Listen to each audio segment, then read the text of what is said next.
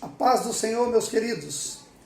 Hoje nós estamos aqui para fazer um comentário de mais uma lição da revista dos adolescentes. Revista esta que tem por título Adolescentes Vencedores, a Família Cristã. Nós estamos já na terceira lição, que é do segundo trimestre do ano de 2020. Nós já tivemos 2 aulas e agora estamos na terceira aula, que tem por título Obediência e Adoração. Eu acredito que todos vocês já tenham a revista em mãos, então eu quero ler aqui rapidinho os 3 tópicos e fazer um comentário também rápido sobre cada tópico desta revista, ok? Então vamos lá. O destaque desta lição encontra-se em Mateus capítulo 15, verso 8 e verso 9. Diz assim: Deus disse: este povo com a sua boca diz que me respeita, mas na verdade o seu coração está longe de mim. A adoração deste povo é inútil, pois eles ensinam leis humanas como se fossem meus mandamentos. A introdução diz assim: Deus deve ser adorado em todo o tempo, por isso não devemos restringir a nossa adoração somente aos momentos de culto na igreja, e muito menos viver um personagem que aparenta ser adorador, mas não o é. Você sabia que o seu lar, a sua família, é um local especial para Deus ser adorado? Veremos como isso é possível e ainda aprenderemos uma responsabilidade bastante valiosa em relação à adoração a Deus, que é a obediência. Tópico 1 tem por título: o que os olhos não veem, Deus vê. O ser humano muitas vezes se deixa iludir pelo que pode ver, ouvir ou tocar, mas Deus é aquele que sonda os corações e conhece o pensamento.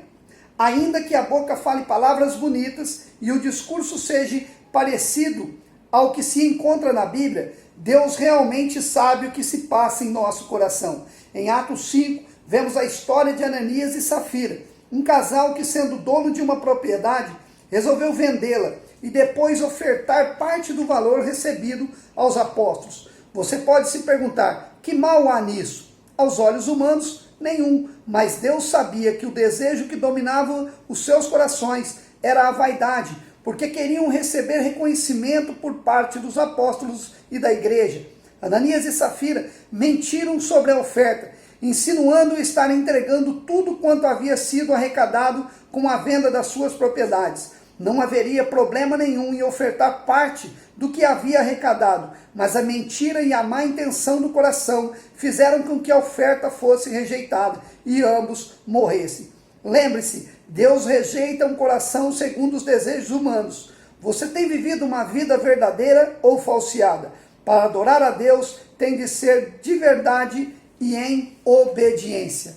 Meus irmãos, o texto que fala em Atos 5 sobre Ananias e sua esposa Safira, ele relata algo que eu poderia dizer que foi uma hipocrisia e uma cobiça. Não teria mal nenhum em eles venderem a propriedade e dizer: olha, eu vou dar 50% para a igreja ou 30%. Mas o problema não foi esse. O problema foi tentar enganar o Espírito de Deus. O problema foi tentar enganar os apóstolos e dizer que havia vendido por tal valor e tendo segurado parte daquele valor. É bom lembrar que Deus não precisa do nosso dinheiro. Não é Deus quem necessita do dinheiro. Eu sempre ressalto nas aulas, quando surge esse assunto, que Deus é o dono do ouro e o dono da prata. O problema é a intenção do coração daquele casal. Muitas vezes nós oramos como hipócritas, muitas vezes nós fazemos com que estamos quebrantados, com uma oração de arrependimento diante de Deus, mas no nosso coração aquilo não é verdadeiro. Então o que está dizendo aqui é que Deus ele quer uma adoração verdadeira e que seja de coração, que seja de um coração quebrantado, pois a Bíblia diz que Deus não resiste a um coração quebrantado. Então a verdade diante de Deus. Também a gente vai ver lá no capítulo 21 de Lucas, quando fala da oferta da viúva. Quando Jesus diz assim: olha, esses fariseus estão ofertando um valor muito maior do que o que a viúva ofertou. Porém, eles estavam ofertando aquilo que estava sobejando, aquilo que estava sobrando do que eles tinham. Mas a viúva ofertou aquilo que ela tinha, tudo aquilo que ela tinha. Agora vamos transportar esse valor para a nossa adoração, para o nosso louvor a Deus. Vamos esquecer aqui a parte do dinheiro e vamos falar da adoração e do louvor a Deus. Será que nós estamos oferecendo o que nós temos de melhor, o nosso melhor louvor ou a nossa melhor adoração a Deus? Será que nós estamos oferecendo a nossa sinceridade diante de Deus? Porque é para isso que Deus nos criou, para que nós o adorássemos com verdade, com pureza de coração. E é este louvor e essa adoração que Deus aceita. Porém, aquilo que é falso, Deus rejeita. Amém, meus irmãos? Mateus 6, capítulo 6 e verso 3, Jesus também vai dizer assim, olha, quando deres esmola, não saiba a tua mão esquerda o que faz a tua mão direita, porque isso é hipocrisia. Querer oferecer a Deus para se engrandecer diante de pessoas que deixam para ofertar na igreja, quando o dia que a igreja tem mais pessoas, no domingo, faz questão de que as pessoas vejam aquilo que ele está ofertando.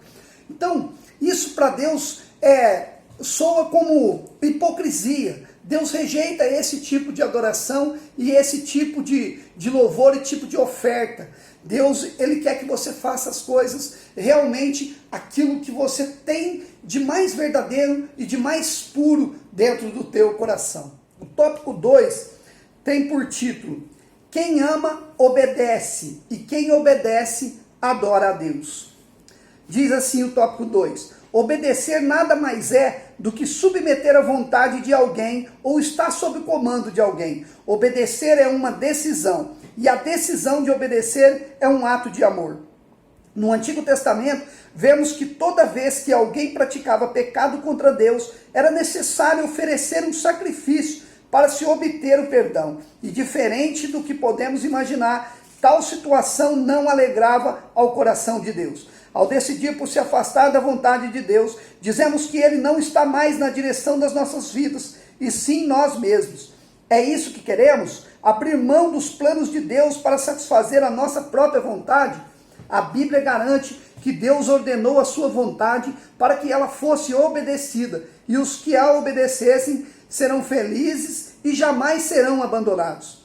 Você quer viver uma vida feliz, viver uma vida de obediência ao Senhor, e caso venha desobedecê-lo, não pense que tudo está perdido. Deus enviou Jesus para morrer pelos nossos pecados.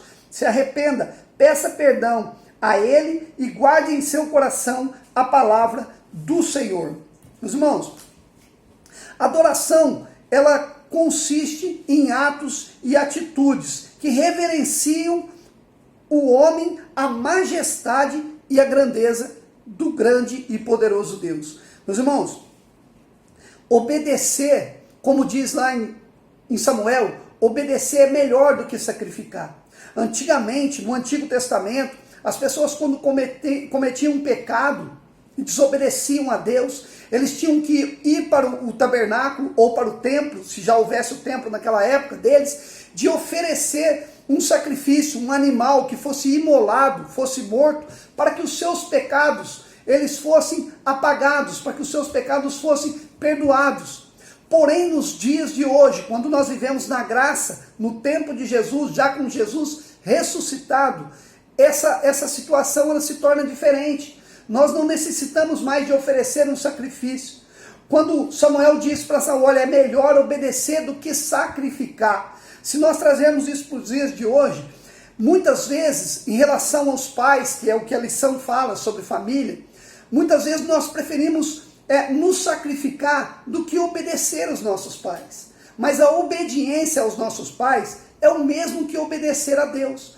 Pois quem deixou a lei para obedecer pai e mãe foi o próprio Deus. Está lá em Êxodo capítulo 20, entre os 10 mandamentos. Então veja bem, quando nós oferecemos um sacrifício, muitas vezes nós oferecemos um sacrifício e acreditamos que sacrificarmos por aquilo vai estar trazendo perdão dos nossos pecados. Mas o que Deus quer não é somente o arrependimento, mas é a obediência.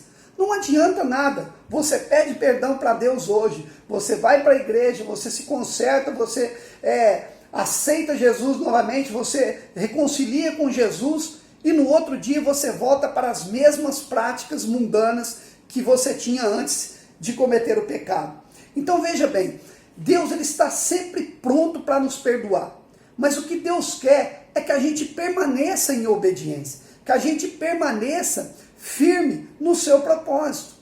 Quando nós falamos de família, e é o que a revista traz para nós, obedecer, e obedecer pai e mãe, nós estaremos obedecendo a Deus, é isso que diz a lição.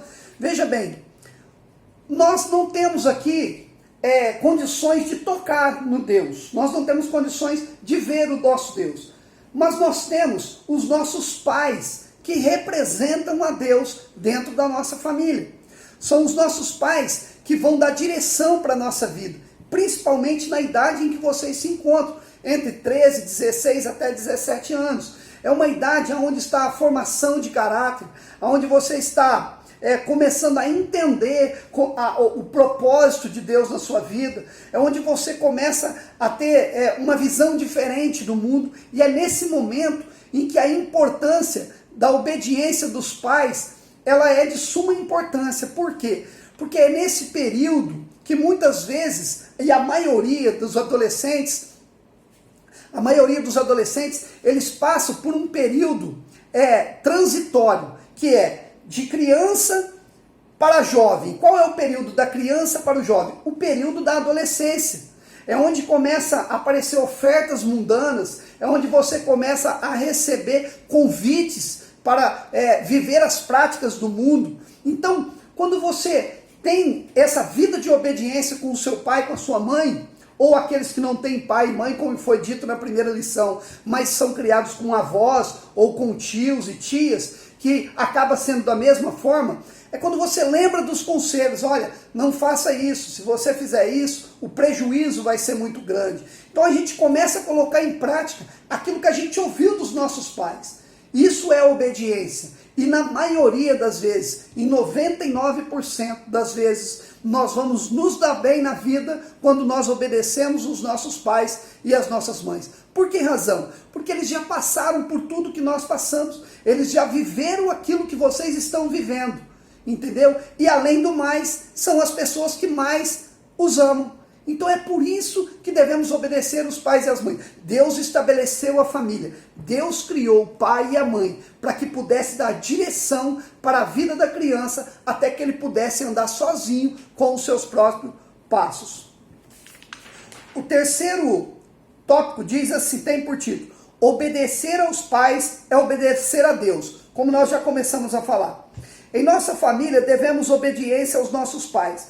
Afinal, essa é a analogia que o Senhor utilizou para expressar o modo como ele se relaciona conosco.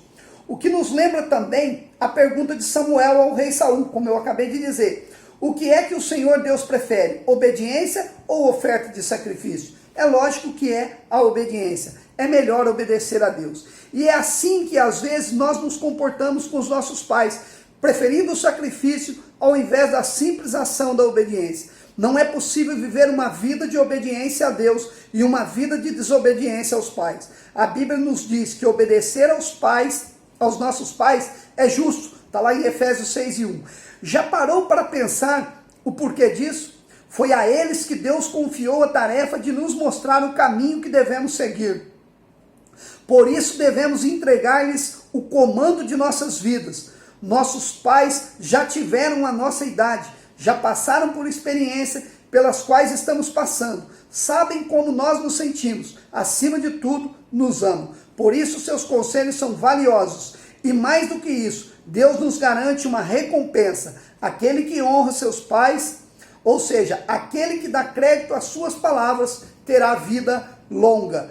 Então, meus irmãos, veja bem, a importância da obediência dos pais é a mesma coisa que obedecer a Deus. É impossível querer obedecer a Deus e desobedecer aos pais. Então, não tem como fazer essas duas coisas de forma distinta, de forma separada. É necessário obedecer os pais para que se tenha uma boa comunhão com Deus.